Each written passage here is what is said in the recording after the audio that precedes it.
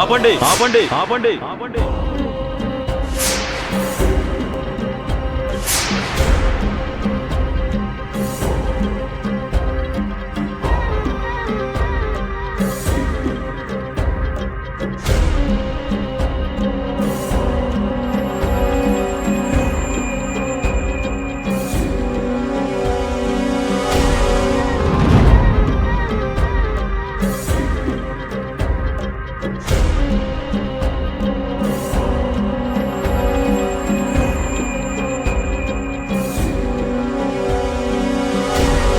ఎందుకు ఆపాలి?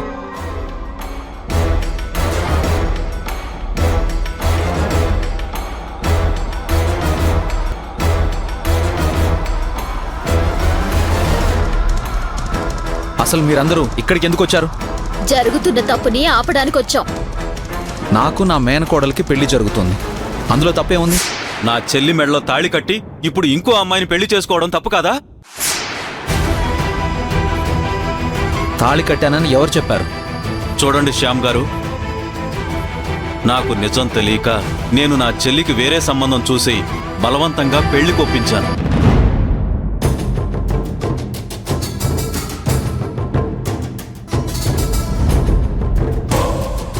అటు నా మాట కాదనలేక ఇటు మిమ్మల్ని మరిచిపోలేక రాధ లోపలే కుమిలిపోయింది.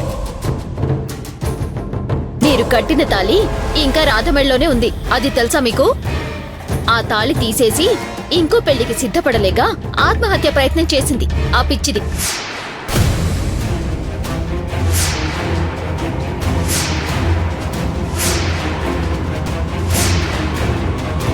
రాధ సూసైడ్ చేసుకోవడం ఏంటి? పిచ్చా తనకి?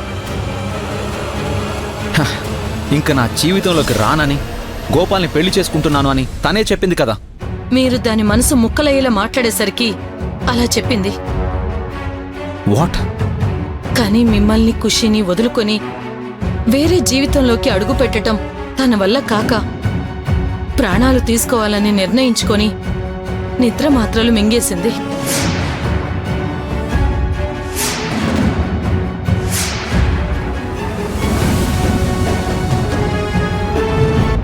శ్యామ్ గారు, మీరు చదువుకున్నవారే కదా, భార్య ఉండగా ఇంకో పెళ్లి చేసుకోవడం తప్పని మీకు తెలీదా? మీ వల్ల ఒక అమ్మాయి ప్రాణం పోయే పరిస్థితి వచ్చింది, దీనికి మీరు ఏం సమాధానం చెప్తారు? ఎస్ఐ గారు, వీళ్ళంతా కలిసి ఏదో గేమ్ ఆడుతున్నారు, వీళ్ళ మాటలు నమ్మకండి. అవును సార్, రాధ సూసైడ్ చేసుకునేంత పిరికిది కాదు. ఈ పెళ్లి విషయంలో తనకి అభ్యంతరం ఉంటే ధైర్యంగా వచ్చి పోరాడేదే తప్ప తన ప్రాణాలు తీసుకోదు. ఎక్కడో ఏదో మిస్అండర్స్టాండింగ్ జరిగినట్టుంది.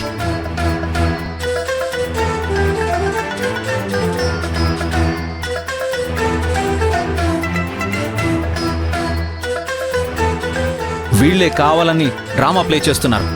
నా చెల్లి చావు బతుకుల మధ్య ఉందని చెప్తుంటే డ్రామాలు ఆడుతున్నావు అంటారేంటి? మర్యాదగా అడుగుతున్నప్పుడు మీరు దారికి రాకపోతే మీ మీద కంప్లైంట్ ఇవ్వాల్సి వస్తుంది.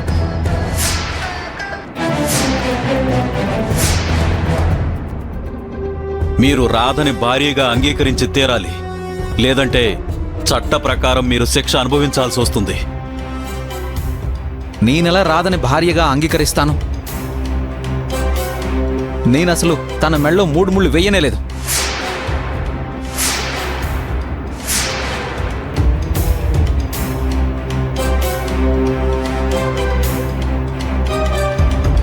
అవును ఎస్ఐ గారు,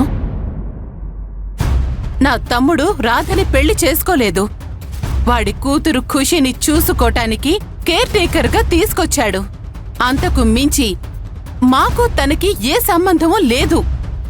శ్యామ్ గారు వేరే పెళ్లి చేసుకుంటున్నారని, తను సూసైడ్ అటెంప్ట్ చేసిందని చెప్తుంటే మీకు తనకి ఏ సంబంధం లేదంటారేంటి? ఎస్ఐ గారు, వీళ్ళు కావాలనే గొడవ చేస్తున్నారు. రాధ మా మామయ్యకి భార్యే కాదు.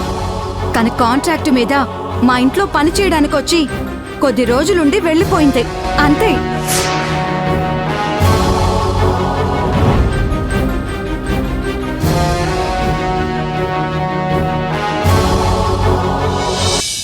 వీళ్ళు మీకు రాంగ్ ఇన్ఫర్మేషన్ ఇచ్చారు.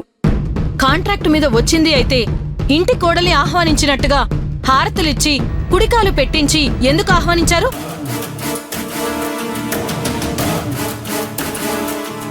ఎందుకు రాధకి శ్యామ్ గారికి దగ్గరుండి పెళ్లి జరిపించారు?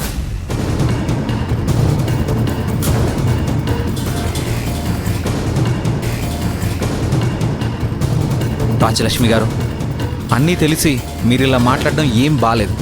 జరిగింది నిజమైన పెళ్లి కాదు, ఖుషీని నమ్మించడానికి ఆడిన నాటకం. రాధ 2 నెలలు అగ్రిమెంట్ రాయించుకొని డబ్బులు తీసుకొని ఖుషీకి అమ్మగా నటించడానికి మా ఇంటికొచ్చింది. టైం ముగిసిపోగానే తనే మా ఇంట్లో నుంచి వెళ్ళిపోయింది. మా ఆస్తి మీద కన్నేసి రాధని మళ్ళీ ఎలాగైనా మా ఇంట్లో చేర్చాలని వీళ్ళంతా కలిసి ప్లాన్ చేసి ఈ పెళ్లి ఆపాలని చూస్తున్నారు.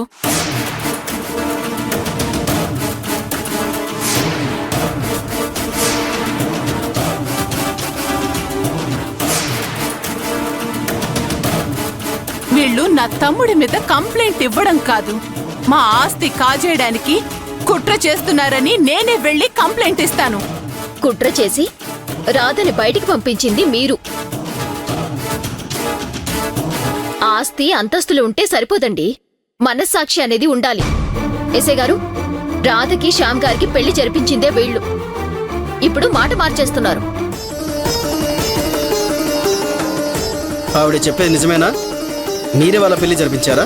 అంటే అప్పుడు వాళ్ళు రిజిస్టర్ మ్యారేజ్ చేసుకున్నామని చెప్పి మా ముందు భార్యాభర్తలుగా నటిస్తుంటే అది నిజమో కాదో తెలుసుకోవటానికి ఆ పెళ్లి ఏర్పాట్లు చేశాం. కానీ నా తమ్ముడు రాధమెళ్ళ తాళి కట్టలేదు. దానంతటా అదే వచ్చి రాధమెళ్ళలో పడింది, అంతే. ఏంటండి, ఒకసారి రిజిస్టర్ మ్యారేజ్ చేసుకున్నారు అంటారు, ఒకసారి మీరే పెళ్లి చేశాను అంటారు, మళ్ళీ రాధ ఈయన భార్య కాదంటారు. ఆటలుగా ఉందా మీకు? వీళ్ళకి రాధ అంటే పడదు సార్, అందుకే అలా చెప్తున్నారు. కావాలంటే ఈ పెళ్లి ఫోటో చూడండి, ఇద్దరు ఎంత హ్యాపీగా ఉన్నారు. అది మార్ఫింగ్ చేసుండొచ్చు కదా. చిన్న పిల్లలు నిజమే చెప్తారు కదా.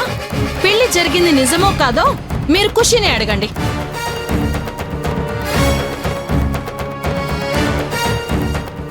పాపా, మీ డాడీ రాధని పెళ్లి చేసుకున్నారా? అమ్మని ఇంటికి తీసుకొచ్చినప్పుడు రిజిస్టర్ మ్యారేజ్ చేసుకున్నాము అని చెప్పారు. తర్వాత అమ్మ మెడలో తాళి లేకపోతే డాడీ ప్రాణాలకి ప్రమాదం అని మా అత్త వాళ్ళు చెప్తే నేనే తాళి కట్టమని ఫోర్స్ చేశాను. అందుకే వాళ్ళు మళ్ళీ గుళ్ళో పెళ్లి చేసుకున్నారు.